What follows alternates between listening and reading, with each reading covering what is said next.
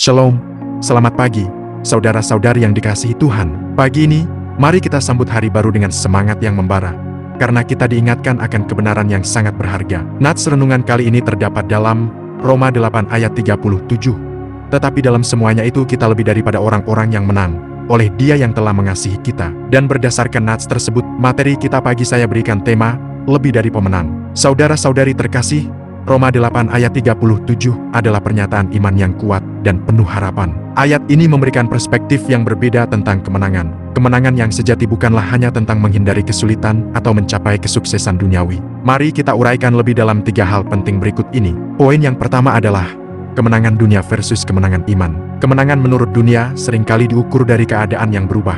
Kita dianggap menang jika kita berhasil mencapai tujuan, menghindari kegagalan, atau mengatasi masalah. Namun, pandangan Alkitab tentang kemenangan jauh lebih dalam. Kemenangan iman adalah tentang hubungan kita dengan Kristus. Ayat referensi yang mendukung pernyataan di atas terdapat dalam 1 Korintus pasal 15 ayat 57. Tetapi syukur kepada Allah yang telah memberikan kepada kita kemenangan oleh Yesus Kristus, Tuhan kita. Poin yang kedua adalah lebih dari pemenang melalui kasih Kristus. Ayat ini menyatakan bahwa kita lebih daripada orang-orang yang menang oleh Dia yang telah mengasihi kita. Ini berarti bahkan di tengah kesulitan, kita tidak dikalahkan. Kasih Kristus adalah sumber kekuatan dan kemenangan kita. Kasih-Nya memberi kita kemampuan untuk bertahan, untuk tetap berdiri, dan untuk memiliki harapan, bahkan ketika kita menghadapi tantangan terberat. Ayat penunjang tentang penjelasan di atas terdapat dalam Injil Yohanes 16 ayat 33. Semua itu kukatakan kepadamu, supaya kamu beroleh damai sejahtera dalam aku. Dalam dunia kamu menderita penganiayaan, tetapi kuatkanlah hatimu, sebab aku telah mengalahkan dunia. Poin yang ketiga yaitu, salib adalah jalan menuju kemenangan sejati.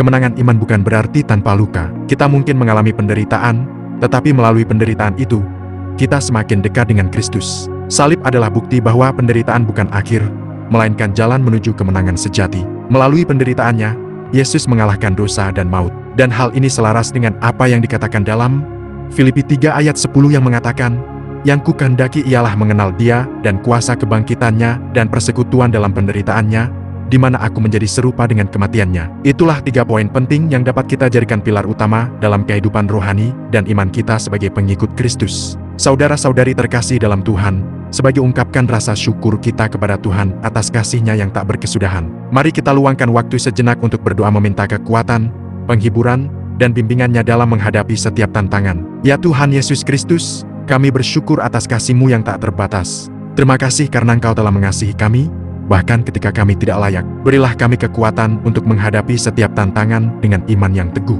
Bantulah kami untuk mengingat bahwa kami lebih dari pemenang di dalam-Mu. Tuntunlah kami untuk melihat penderitaan sebagai jalan menuju kemenangan sejati. Bimbinglah kami untuk selalu bersandar pada kasih-Mu. Dalam nama-Mu yang kudus, kami berdoa. Amin. Intisari iman, kasih Kristus adalah sumber kemenangan kita. Melalui Dia, kita lebih dari pemenang, bahkan di tengah penderitaan. Saudara-saudari, ingatlah selalu bahwa Anda adalah lebih dari pemenang. Kasih Kristus menyertai Anda setiap saat.